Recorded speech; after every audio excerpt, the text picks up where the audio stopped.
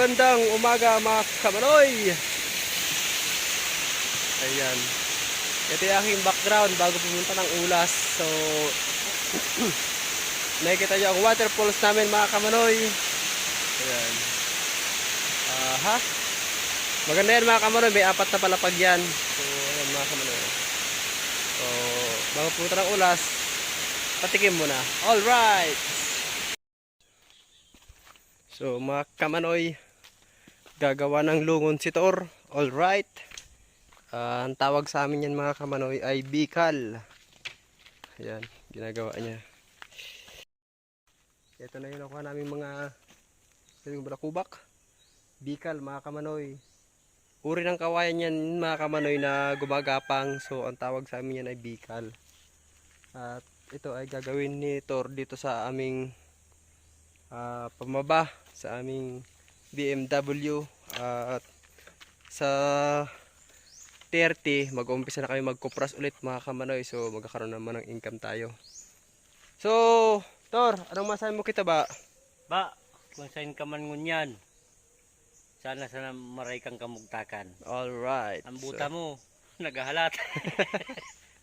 So sa Tagalog nun mga kamanoy, taba, kung nasaan ka man ngayon, sana nasa mabuti kang kalagayan. Yung bota mo nag-aantay rito sa kuprasan at sana safe ka kung nasaan ka man ngayon. Good luck sa ginawa mo. So ba, nag-aantay lang kami dito sa kuprasan. Alam mo na, tinan mo naman yung mata oh. Dit-dit lang ba Oo. Dit-dit lang. Konti-konti lang ba, wag mong damihan. Pusang galang malupit.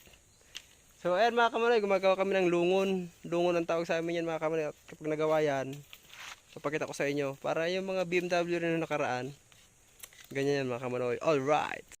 So ayan, binibilog na ni Tor. So ganyan yung paggawa yan. Tingin-tingin ka lang yan mga kamanoy kasi baka mapitik ang mata mo. Yan, pag napitik ang mata, wala na. Paa marami sa palengke, mata mahirap.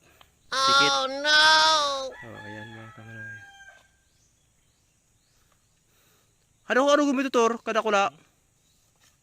Nakulang babangan. Kaya ano? Katos lang. Oh, sige, ayan oh.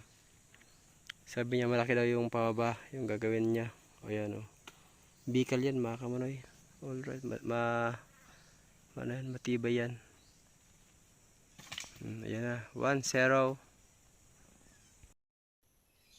Ganyan mga kamanoy, gumawa ng lungon. Nakatakot yan, kailangan maingat ka yan mga kamanoy kasi pipitik yan pag ganyan.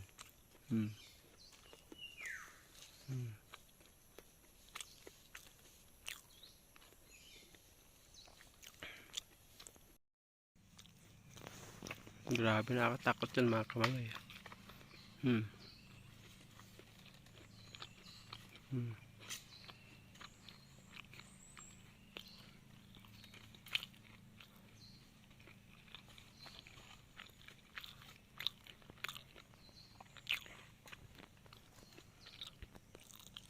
So mga kamanoy, ito yung ulas kapag low tide. Ayan, puro buhangin yung dagat.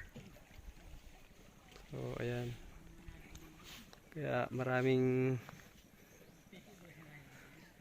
tao. Ayun, ano sila doon, nagpipikot sila doon oh, nag-ano ng lambat.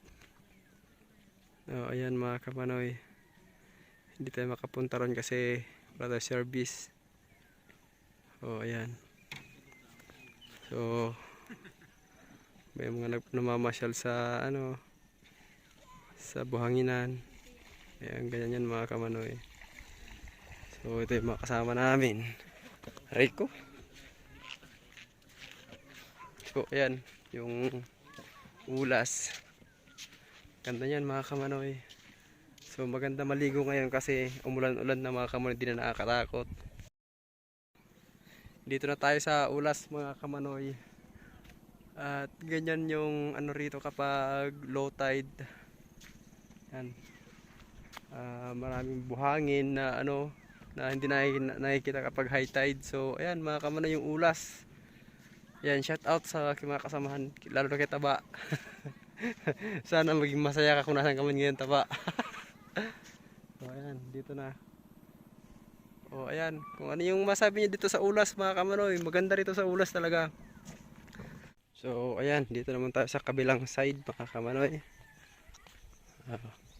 Naging kanal yung gitna. So ayan mga kamanoy yung Ulas na pinupuntahan namin.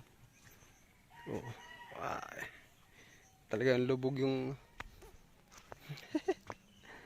ayan mga kami mga service na namin. Ayan So ayan mga kamanoy. So talagang maganda yung Ulas kapag kalmada kasi yung hangin ngayon mga kamanoy. Kaya ayan, dito kami hindi nabasa kaya okay na okay. Swak na swak talaga. So ayan mga kamanoy, at sana na nagustuhan niyo yung Ulas waterfalls bago Ulas. So hanggang dito na lang mga kamanoy, at maraming salamat sa inyong lahat at paalam.